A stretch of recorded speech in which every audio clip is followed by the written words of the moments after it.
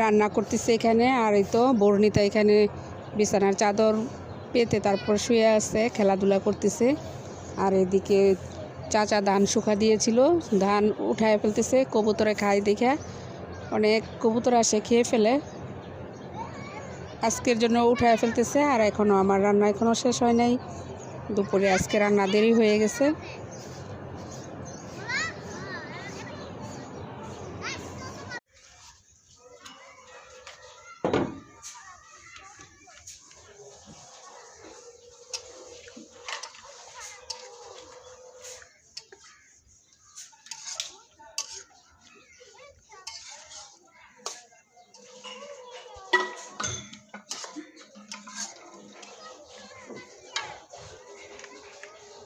ঢাকনা দিয়ে ঢেকে দিতে হবে।